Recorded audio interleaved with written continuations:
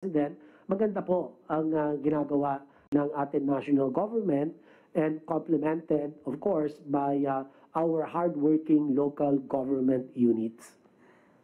Yeah, but don't you think that the overriding factor of the lowering of the cases of COVID-19 would be the simple rule of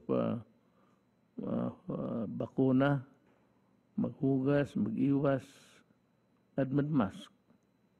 Those Yes. are the simple things that would really prevent the spread of the virus. Tama po kayo, Mr. President. In fact, sa pagdating sa mga bakuna, sila po ay nakilala na nakakatulong po ng malaki sa pag-iwas na magkaroon po ng severe and critical COVID cases. At pangalawa po, ang ating mask, hugas, iwas, yung lagi po niyong pinapaalala, malaki po ang proteksyon na dulot nito. Greater than 95% po ang protection rate ng mask, hugas, iwas, and in fact, even social distancing, Mr. President, yung 1 meter, no less than 1 meter social distancing.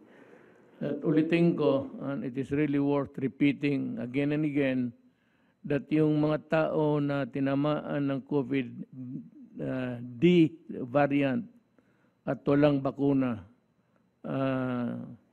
malaking chance na mamatay pag tinamaan ka.